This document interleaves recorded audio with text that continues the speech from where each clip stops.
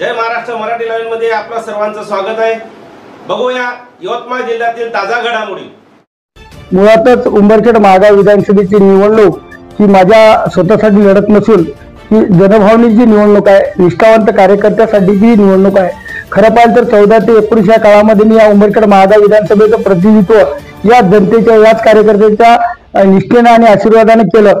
परंतु 19ला मला जेव्हा थांबवलं 50,000 निवडून आल्यानंतर सुद्धा तो पार्टीचा एक सच्चा कार्यकर्ता म्हणून मी थांबलो आणि परत 19 ते 24 ही 5 वर्ष लोकांच्या सुखदुःखात आणि पार्टीच्या कामात राहिलो। परंतु काही शेठ लोकांना आपल्या हाताखालच्या दिवाणजी या पद्धतीने ही विधानसभा सांभाळायची असते, म्हणून गेली 5 वर्ष ज्या आमदारांनी ही विधानसभा सांभाळली त्यांना सुद्धा या ठिकाणी तिकीट नाकारलं गेलं आणि त्यांना काँग्रेसमधून आयात केलेल्या 1 वर्षापूर्वी आलेल्या अशा काँग्रेसी माणसाला तिकीट दिल्यामुळं ही खऱ्या अर्थानं निष्ठावंत पदाधिकारी आणि जनभावनेची निवडणूक आहे। मला माहिती आहे की विकास ही निरंतर चालणारी प्रक्रिया आहे।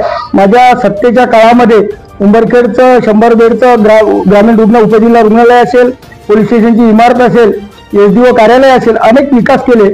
परंतु विकासाबरोबर सामाजिक सलोखा आणि धार्मिक सलोखा अतिशय महत्त्वाचा असतो आणि मला आनंद आहे की 14 ते 19 या काळामध्ये मी तो सामाजिक सलोखा राखण्यास त्या ठिकाणी लोकांच्या कामी आलो। म्हणून जनतेची भावना होती की यावेळेस राजू दरम्यान सारखा उमेदवार असेल तरच काँग्रेसला फाईट देऊ शकतो। आपल्याला माहिती आहे की करता धनदांडा काँग्रेसचा उमेदवार जो महागाव तालुक्यातलाही निवासी नाही, उंबरखेड तालुक्यातलाही निवासी नाही, फक्त आणि फक्त समृद्धीच्या जोरावरती त्यांनी या ठिकाणी उमेदवारी मिळवली आणि त्यांची जनतेशी नाळ जुळलेली नाही। दुसरीकडे भारतीय जनता पार्टीचा उमेदवार सुद्धा हा वर्षभरापूर्वी काँग्रेसहून आलेला आहे। म्हणून जनतेचा उमेदवार म्हणून निष्ठावंतासाठी माझी निष्ठा ही जनतेप्रती आहे, म्हणून मी ही निवडणूक लढत आहे। म्हणून आमच्या झाडगाव भांबरखेड्यापासून तर खरबी दराटीपर्यंत गाव ते घर असं आम्ही लोकांना मतदान रूपी आशीर्वाद मागण्यासाठी फिरत आहोत। महागाव तालुका संपूर्णपणे हर गाव हर घर जाऊन आशीर्वाद मागितले आणि आज शेवटच्या टप्प्यामध्ये आम्ही या ठिकाणी या सर्कलला फिरतोय। येणाऱ्या 20 तारखेला माननीय सन्माननीय राजसाहेब ठाकरे यांच्या आशीर्वादानं महाराष्ट्र नवनिर्माण सेनेचं इंजिन घेऊन मी या ठिकाणी ही निवडणूक लढतोय।